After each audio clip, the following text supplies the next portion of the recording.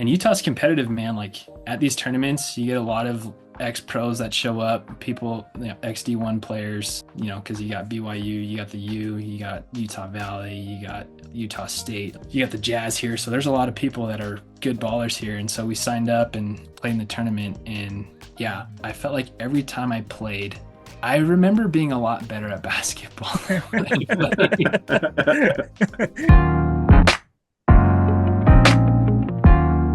Welcome to the Worst Cups Basketball Podcast with Mike and Name. I'm one of your hosts, Name Cardinal. And as always, I'm here with my bro, Michael Swampy. What's up? Oh, welcome to the pod, Tansegaka. Okay, to our guest today. Yeah, we got a special guest with us today, the legendary Ammon Crowfoot. How you doing?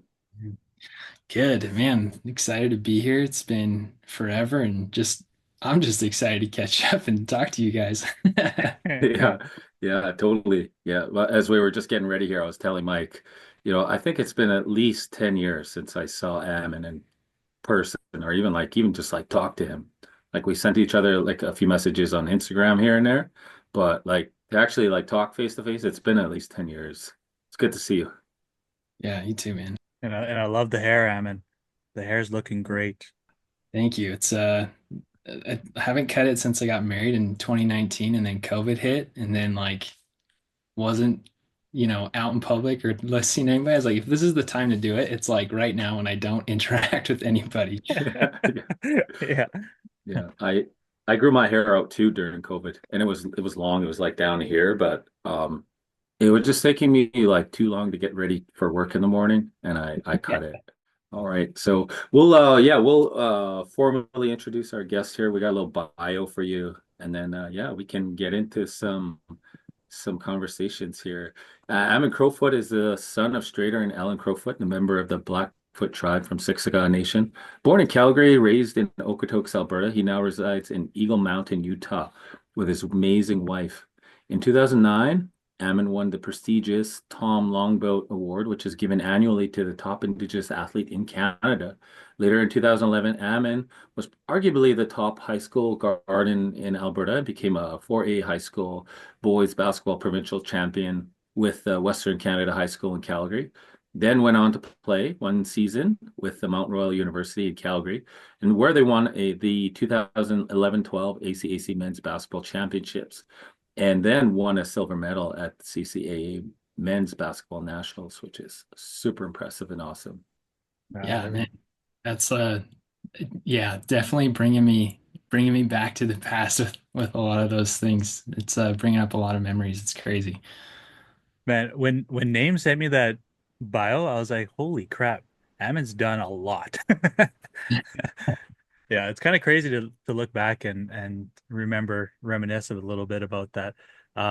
Speaking of reminiscing, some of the things we like to do on our pod is just get to know some bit of backstory about who our guests are and what drew them to basketball. And so you're a hooper, and what sort of things drew you to basketball and fell in love with the game? Yeah. Is I think what's really cool about this is like, I get to reflect on like things I wouldn't normally reflect on, right? It's like you have to really like think about it. And growing up, thinking about my childhood, it's like, man, I was probably playing basketball for as long as I can remember. And it all started like at a super young age, like probably when I was 4 years old, because Kobe was like drafted in '96. And I remember watching Kobe and I was just like obsessed. And I was like, he's the man. Like, I want to be like him. But also, like, a big part of that too was just life with my siblings. So I have four older brothers and one older sister. So, you know, playing sports, it was very competitive just within the household. And I think watching them, compete in high school and at high levels, it made me want to, be like them and kind of reach the levels that they were reaching. Not a lot of people know this, but like my sister played competitively in high school basketball and in rugby. And then she was the first person in our family to go to college and play collegiate level rugby down here in Utah at BYU.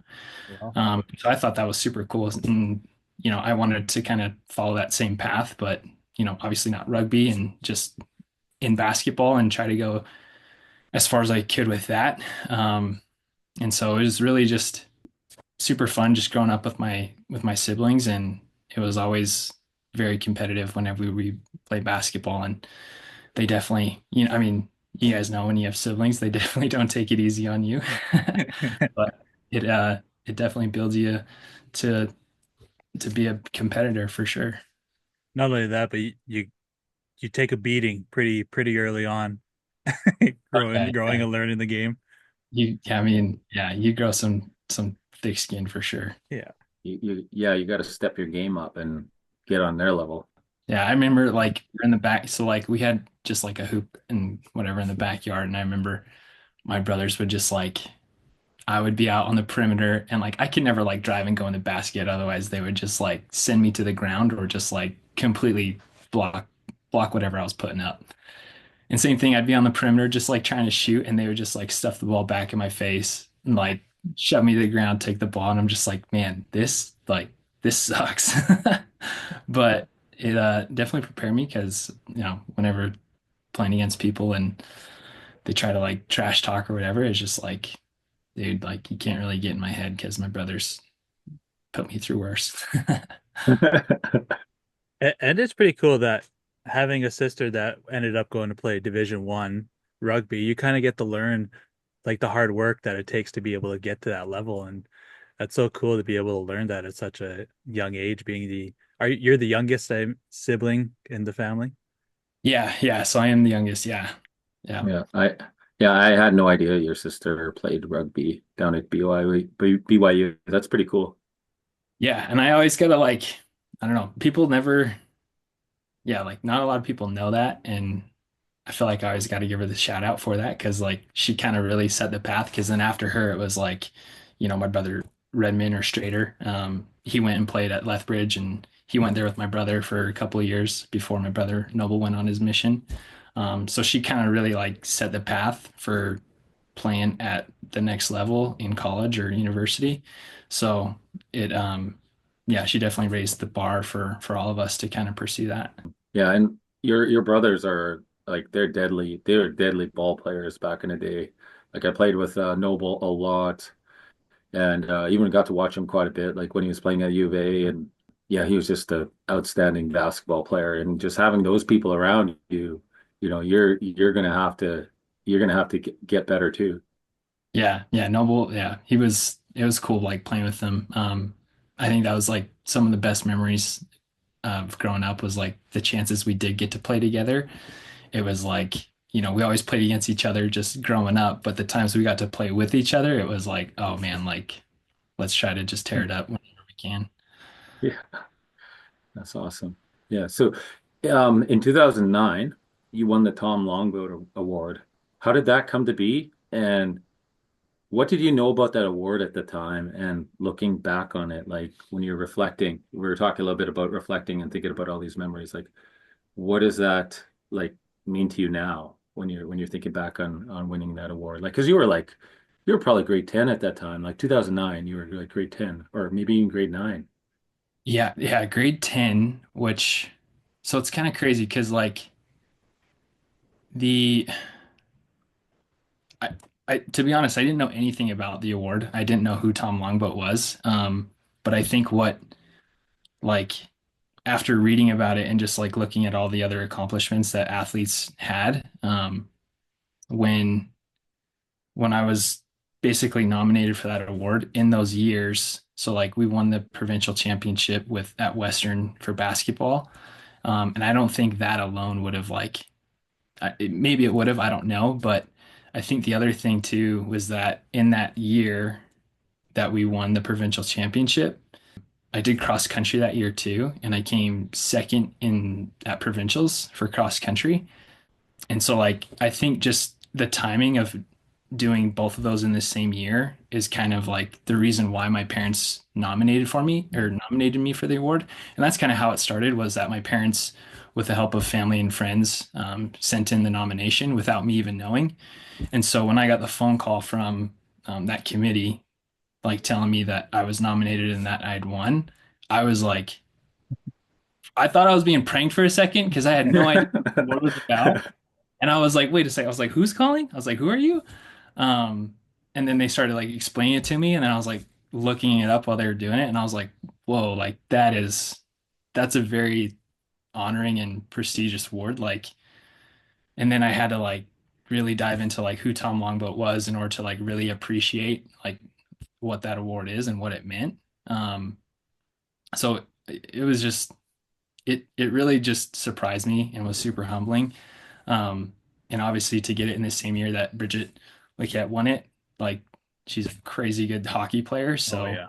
um, it was just super cool, a great experience. And I think even today, like there's obviously I don't think about it every day, right? Like so like thinking about it now today, and just revisiting it, it's pretty cool and crazy that the award anybody that wins that award, it's like your name goes on the trophy, and that trophy is in the Canadian Hall of Fame. And so, like, to be, in there with all the amazing Indigenous athletes, but all the amazing athletes in Canada overall, it's like, it's pretty mind blowing. And, like, yeah, definitely something I don't take for granted. And I'm super grateful for my parents and kind of going out of their way to do that. So it's super cool. And would you be able just to, for the listeners who might not know who Tom Longboat is, and just give us a quick like little wiki on who he was? Yeah, so Tom Longboat, I can't remember what tribe he was from exactly, but it was out from Ontario, I believe, is where he originated from. He was primarily known for his running. I'm pretty sure at the time he set the record for the Boston Marathon, and then Mhm. when he won the Boston Marathon, he like beat the record for like 5 minutes or so. Um, but he was an outstanding runner, and then he competed in the 1908 Olympics in Canada, which I think his time leading up to that to compete in the Olympics, there was like a lot of pushback on that because I think I think the U.S. committee were like considering him a professional runner, and they were like professionals can't compete there, but in the end, they let him compete there. But yeah, so obviously he represented Canada, and it was obviously there were a lot of good runners back then, but it was kind of like he was the popular person for Canada and drew a lot of attention, not just for the Indigenous community, but just like Canada overall. That he was a really big figure that people looked up to and had a lot of notoriety at the time. So yeah, It's pretty cool. I'm just looking, and he only began running in 1905, and then ended up beating the marathon record in 1907. So it only took him 2 years to be like, just thinking yeah, about how incredible that is to be that wicked at running. Yeah. so cool. Yeah, Yeah. it's great. Yeah, Yeah. and I can say that the award was well deserved.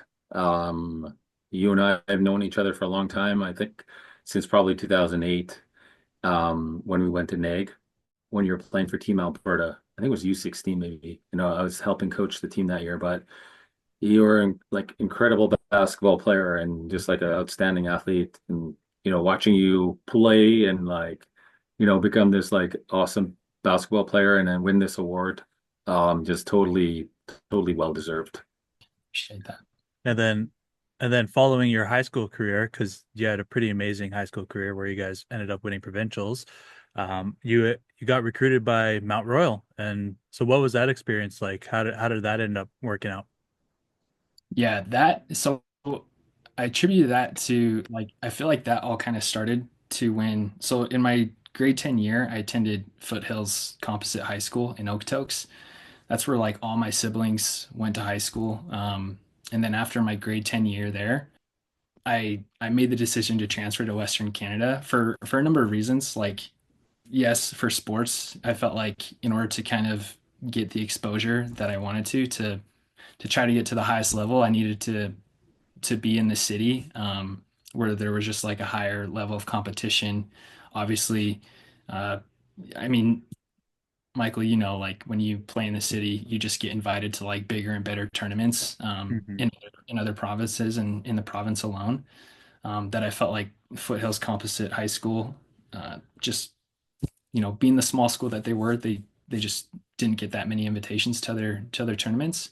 But then the other side of that too is that my dad's job like moved to downtown Calgary. So it would have been logistically because I lived in between Calgary and Okotoks. So for people that know, it's like a 15-20 minute drive from Okotoks to Calgary, and Okotoks is south of it.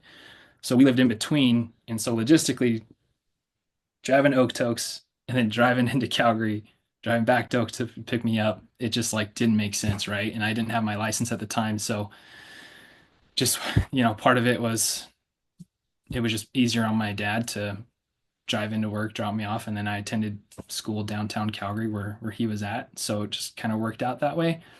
Um, so I feel like that's kind of what started the whole process of how Mount Royal was able to notice me was just being in the city, being at all those other tournaments where they would look at other players.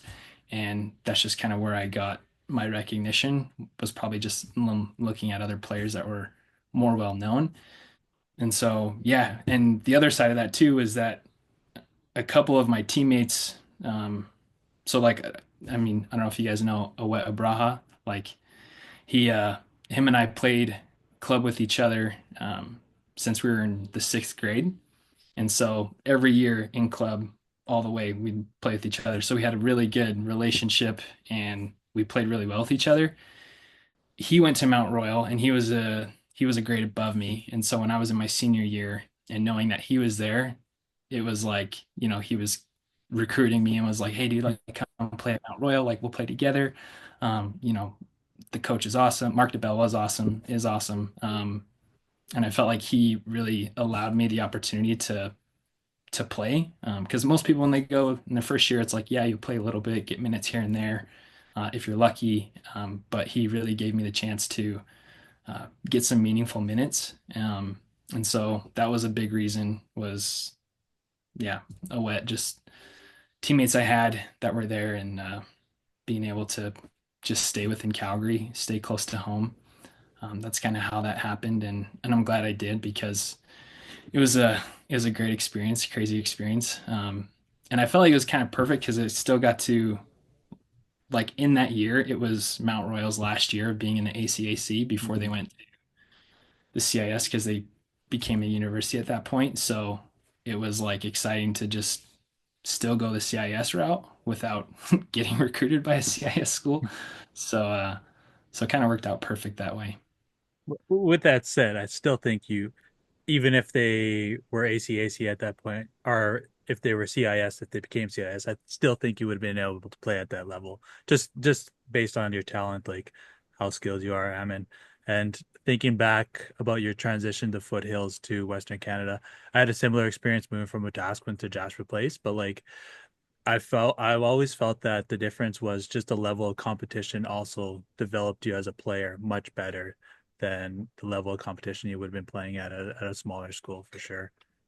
Yeah, and it's like it's crazy sad because like one of the reasons is like all the people that I was playing with at Foothills, um, I have pros and cons to how I feel about with that decision, but overall I'm happy that I did because even though I felt like in a way I was, leaving the kids that I grew up with, my friends, from like, elementary to high school, and Coach Gouliam there was super solid coach. I just felt like the way they approach basketball wasn't the same way that I was approaching it.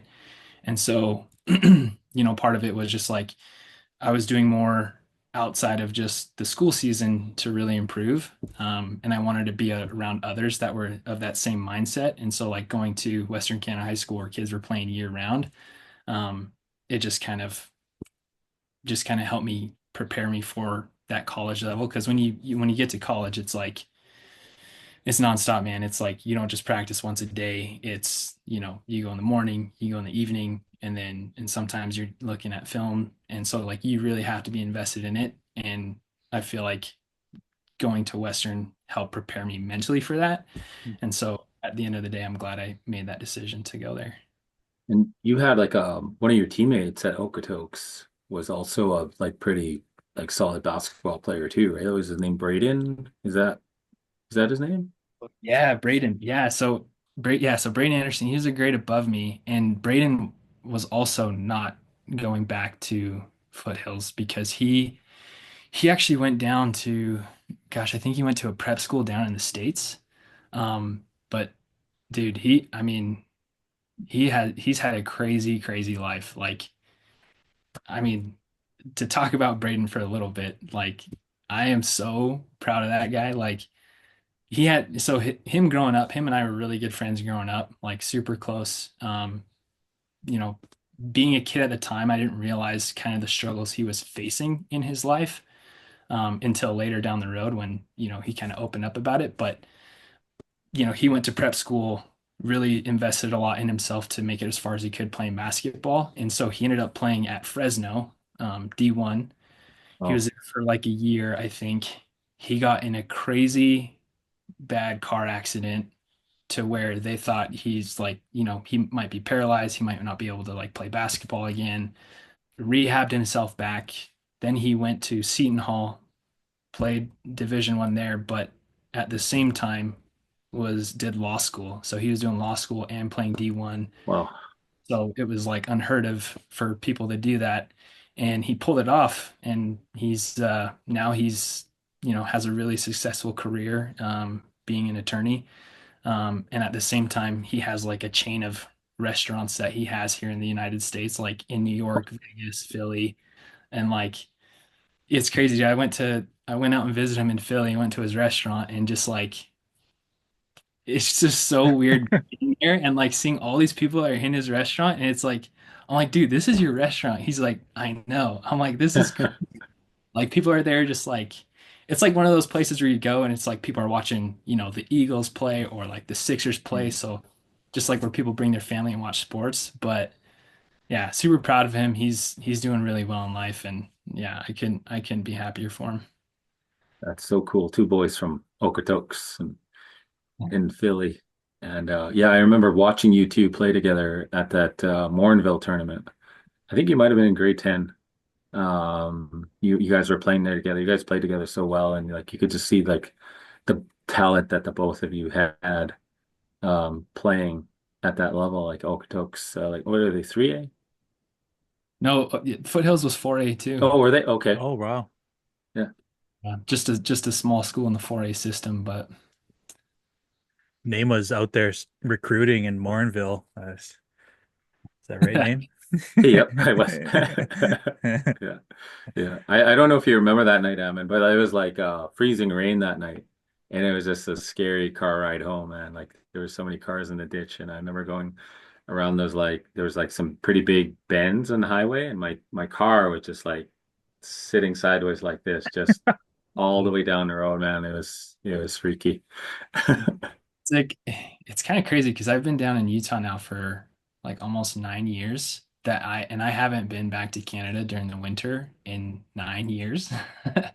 So I've forgotten what the winters are like back home. And so, listening to like your guys' first podcast and Michael talking about how he's starting a car and it's just like an ice box. I'm like, dude, I haven't experienced that in so long. Like that's nuts. But yeah, crazy to yeah, I can't even fathom that kind of weather now. So Yeah, that's what block heaters are for up here now. Yeah. Yeah. So just thinking back at your hooping days here, what are some of your best memories playing basketball? oh man. Um Best memories.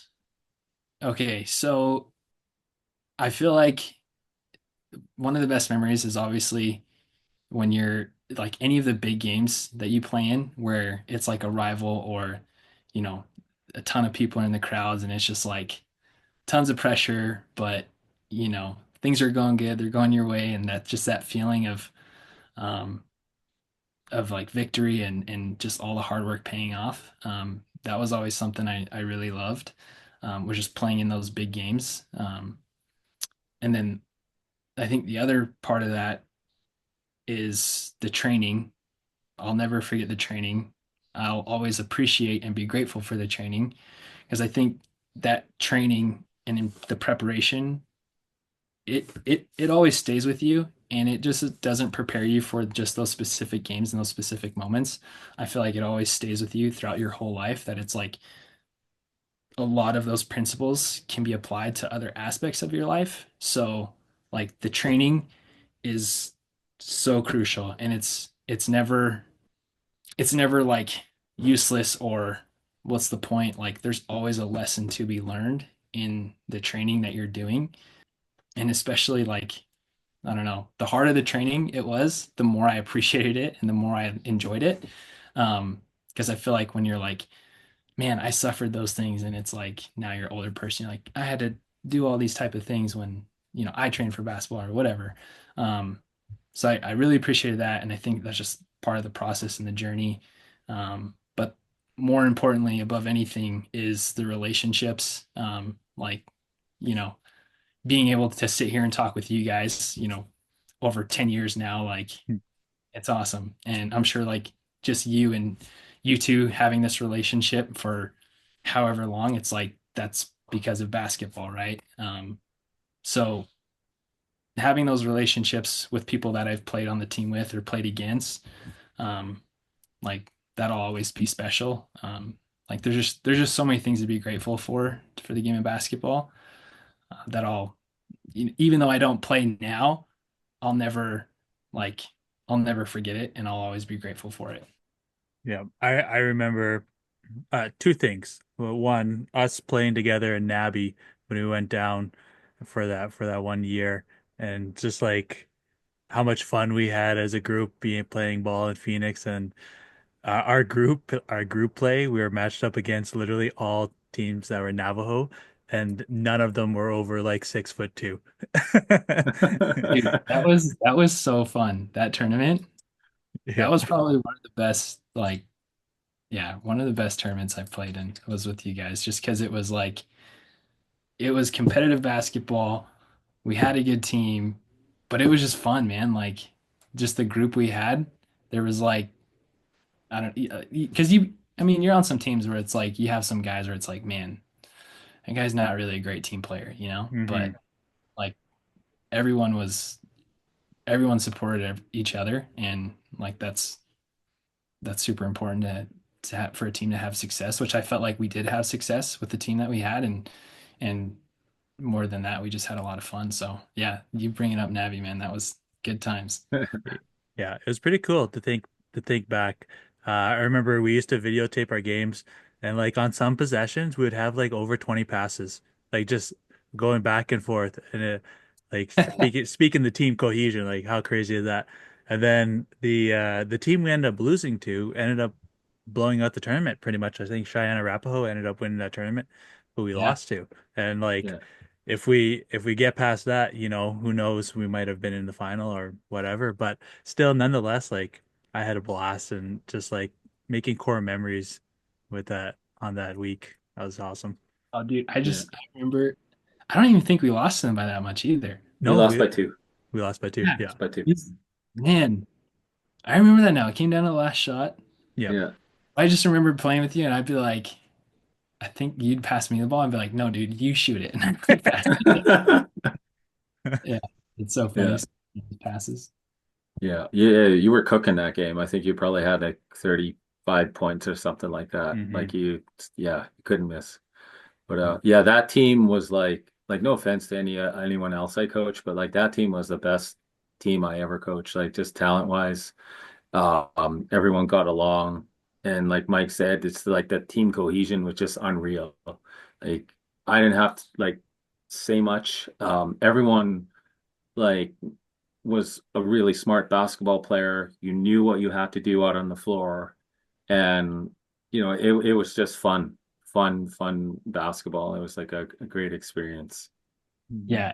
And I think like on top of that too, like to give props to everyone on that team is like we never played with each other, right? So we had no idea like what our tendencies were, or like, you know, who who was better at what not. But, we just came together, and, like you guys mentioned, just everybody's mindset and attitude, and just being able to do what's best for the team overall, like that's what made us mesh. So yeah, it was really fun playing with all those guys. Yeah, crazy. Yeah. Man, I'm just thinking everyone who is on the team now. Yeah. Yeah, those are good times. Good times. I remember leading up to that tournament too. You were like, "Name, what's our system?" And I was like, "Run." And I sent you like, that like it was just like an offensive, just pushing the ball. And you weren't at the practices, but I can tell you they were like all we did was run at practice. Dude. And And yeah, oh, go ahead, Mike. and then I played the three spot, and the three spot literally ran rim to rim every single possession. And so I was just dying in those practices. And there's only like six of us that, for the most part, showed up consistently. It was like, oh God. And that's why I love playing on that team so much because it's like that's res ball, man. It's just like, dude, just run, just play tough defense. Like it just allows you to be more free when you play. Um, and honestly, it's just a fun type of basketball to play, and that's why I like playing with you guys so much. It's just playing with Western Canada and all these other club teams are like run a system, slow it down, and it's like, dude, we could have scored by now. Like, Hmm. just wear the team out. Um, that yeah, you got to be conditioned for that because it's like you're saying, going hoop to hoop, it sucks. Yeah. Yeah. Uh, so on that note, speaking of hooping, are you still hooping? I know you said you don't play, but do you get out at all? No, the only times I do, and it's like I'll just shoot on a hoop. But the last time I played was probably 3 years ago now. So there's at my gym there's a group of guys that play, and we actually signed up in like this men's league tournament here in Utah. And Utah's competitive, man. Like at these tournaments, you get a lot of ex pros that show up, people, ex D1 players.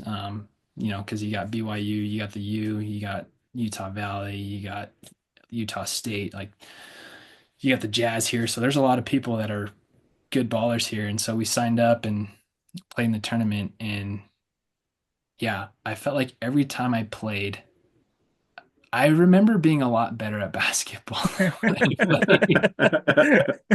When I went to these tournaments, it had been like, because I went on my mission from 2014 to 2016. I didn't play at all. And then I got home and then I just like, I didn't play. So it'd been like a couple of years. And so when I got back in, I remember even telling my wife, like, my wife would come and watch and she's like, "Are you sure you played college basketball?"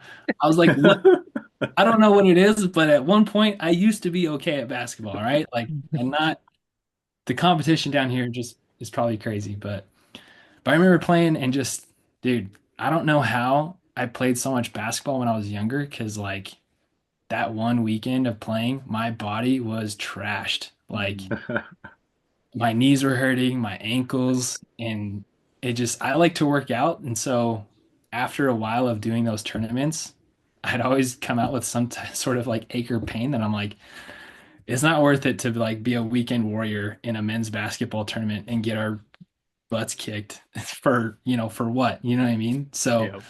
I just like I'll go and shoot recreationally, just to keep my body healthy to do exercise and stuff that I like to do. So yeah, I don't hoop that much anymore. I'll shoot around every now and then with like nephews and nieces or my brothers, but that's about it. I mean, truer words were never spoken. Like that's the epitome of the weekend warrior. Like, am I willing to risk a full week of not doing anything because my body is so debilitated right now? Yeah, Sunday, Monday comes around, you're just like, what was I thinking? Yeah. But with that being said, I would definitely risk it all for a weekend tournament with you guys for sure. All right, let's do it. Let's Yeah, do I'd it. come up, I'd come up to Canada and do a tournament with you guys, hands down. Oh, that would be Uh, awesome. That'd be so let's do fun. it. Yeah, Do do you you guys play a lot of men's league tournaments now? We try to enter a few, like especially we just finished one in Sutina at the Stanley Memorial. That's a pretty big one, and Oh yeah, yeah. that's a fun one. It's a good competition. And then we have like the Kamloops and Lytton, BC tournaments. Those are some really good ones too. See, I feel like those ones are worth it because one, it'd be playing with you guys, but then two, there's like money involved. You know what I Yeah. mean? So it's you're playing for something. Like I'm getting hurt for something. You know what I mean? Yeah. Oh, Yeah. Yeah, we finished third in Calgary and we ended up making some money and it basically covered my travel costs. So See? it's Worth a it, man. free yeah. weekend. Yeah. Worth it. Oh, we got to find out if there's a Kamloops tournament this year. I mean, we got to go back. What is it usually in the summertime? No, it's like Easter it's break. usually like April. Yeah. Yeah, like April, Hmm. Easter weekend. Does But Six still? I should probably know this. Does Six still do theirs? Yeah, I think well, their gym just recently flooded. So mm, they had to cancel I think last year. And so maybe I'll talk we'll get the inside scoop. We'll see if we're going to be running it again. yeah, It's probably Lanny that runs it all, huh? Yeah, I think so. Yeah. And his dad I don't know. Ira. Ira. Yeah, yeah. yeah. You know what the problem is, Ammon? It's too big now. You're focusing on these PRs every week.